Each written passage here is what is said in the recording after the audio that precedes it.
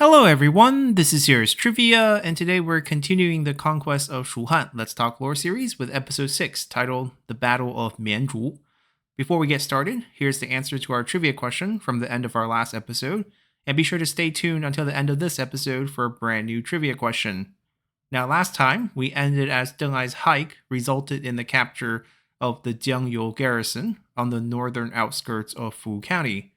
This made Mianzhu, the main city of Fu County, the new focal point of the war.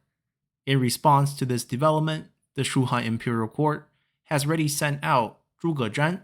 and the last of the available reserve forces from Chengdu to help bolster the defenses at Mianzhu.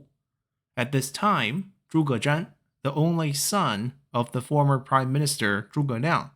was 37 years old and held the titles of General of the Guards, or Wei Jiangjun, Interim Central Army Inspector, or Zhongdu Hu, and was one of the head imperial secretariats in charge of the imperial court. He was also married to Emperor Liu Shan's daughter, Princess Liu, and was extremely popular amongst the citizens of Shuhan due to his late father's legacy, to the point that commoners often attributed popular policies to Zhuge Zhan, regardless if the policy actually originated from him. To be fair, Zhuge Zhan was recorded to have been bright and intelligent, showcasing an early display of excellent memory and talent that impressed many at court, even when he was just a child. But in one documented correspondence between his father Zhuge Liang and his uncle Zhuge Jin,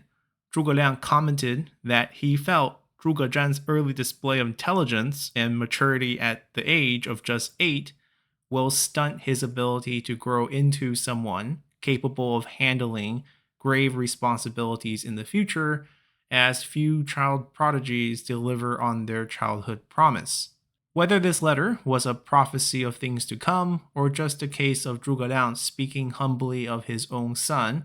close to his own deathbed, as Zhuge Liang would pen this letter during his 5th Northern Expedition, and would die not long after, writing it to his brother. Zhuge Zhan, at the very least, did not grow up to be a disappointment, as all indications showed that he was at least a capable member of the Shuhan court, even if the outsized legacy of his late father loomed large over him. The only legitimate complaint against Zhuge Zhan is that he did not leverage his position as Zhuge Liang's son to counteract head eunuch Huang Hao's influence at court. This was definitely mostly Emperor Liu Shan's fault for favoring and empowering Huang Hao, but Zhuge Zhan should have at least brought balance to this court dynamic as part of his duties as one of the heads of the Imperial Secretariat, which he failed to do. Aside from this flaw, Zhuge Zhan's defensive approach at the Battle of Mianzhu is also another hotly debated topic for later commenters and historians. At the time, when Zhuge Zhan arrived with the reserve forces from Chengdu to reinforce Mianzhu, his subordinate and fellow imperial secretary, Huang Chong, suggested that instead of defending at the walls of Mianzhu, Zhuge Zhan should mobilize the defense farther north to the foothills where there are natural choke points to prevent Deng Ai's army from flooding into the open plains north of Mianzhu. The suggestion took into consideration that Zhuge Zhan's army was historically smaller in size compared to Deng Ai's forces, unlike the more popular portrayal in Romance of the Three Kingdoms, which vastly undersold the size of Deng Ai's force, as we have already talked about in previous episodes. Now, Huang Chong was also a second-generation official, as his father was Huang Quan, a former Liu Zhang advisor turned Liu Bei advisor that played large roles during the Hanzhong campaign in 219.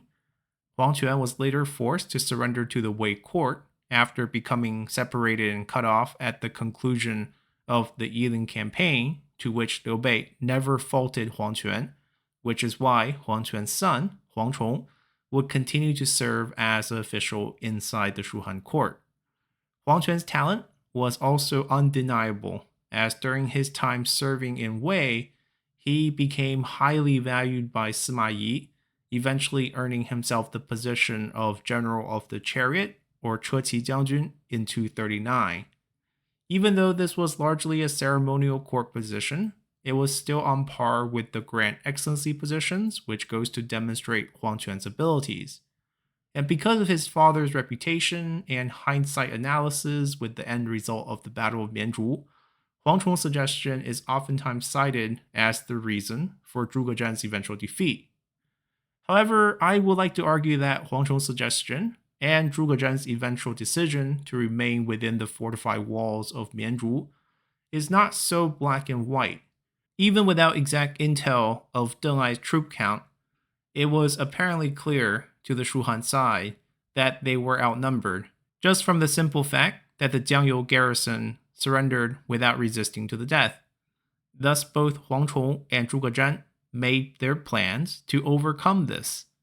Huang Chong's plan of marching north to hold Deng Ai's troops in the mountains through the use of natural choke points is the more risky approach, as if the choke point plan fails, there would be no way for their army to retreat safely back to Mianzhu or Chengdu without taking heavy losses. Zhuge Zhan's decision to remain behind the rustic fortifications of Mianzhu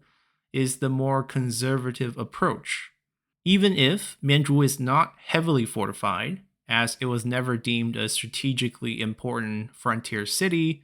the rustic walls were still a force multiplier.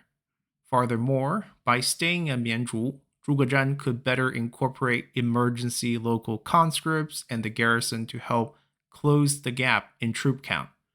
So I wouldn't simply say that Zhuge Zhan's approach was wrong, especially if we look at Deng Ai's first attempt at taking Mianzhu. Initially, with no one blocking his exit from the mountains, Deng Ai and his troops, along with the fresh recruitment from Zhonghui, led by Officer Tian Zhang, and the newly surrendered Jiangyou garrison under Ma Miao, flooded into the open plains of the Shu Basin. Staring down at Mianzhu, Deng Ai first tried to talk Zhuge Zhan into surrendering the city by promising Zhuge Zhan the title of Prince of Langya. This, of course, was a massive title, as princedoms were usually exclusive to the imperial clan, and it was something that Deng Ai could not actually sanction in reality. Either way, Zhuge Zhan, as the proud son of Zhuge Liang,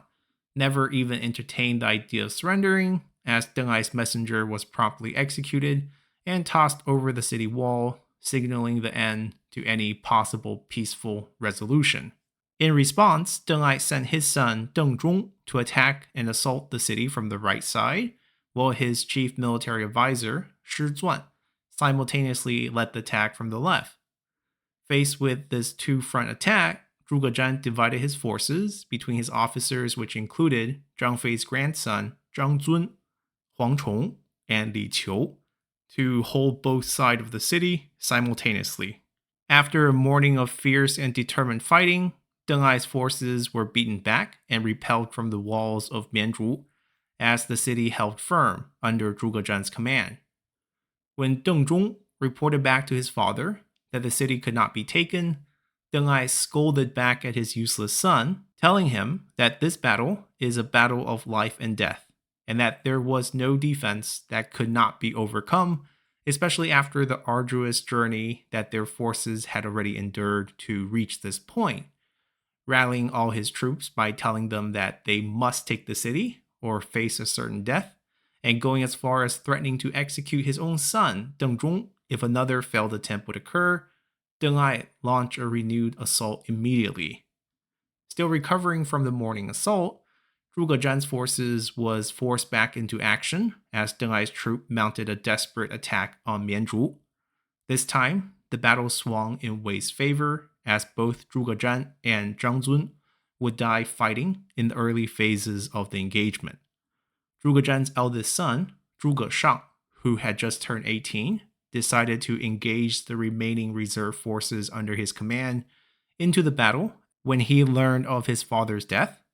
Now, Zhuge Shang had a chance to escape, but he famously refused, as he told the reserve forces that his family had received so much from Shu Han, and that he only lamented not having been able to kill the head eunuch Huang Hao earlier before charging into the fray. By the end of the day, Mianzhu fell, as the entire Shu Han army perished in the fighting, with no survivors as they fought to the bitter end, trying to hold on to this last line of defense for the kingdom. Deng Ai would cut off Zhuge Zhen's head and send it back as a prize to Luoyang, and more importantly, with Mianzhu now in Deng Ai's hands, Jiang Wei and the defenders at Jienge fell into a precarious situation. And to find out Jiang Wei's next steps and the fate of Shu Han, come back next time as we'll continue our series tomorrow. So hopefully you all have enjoyed this episode enough to consider subscribing to the channel for more content on Three Kingdoms history, or simply support the channel by leaving a comment below, or just by hitting the like button. And as always, I'll see you all next time. Bye!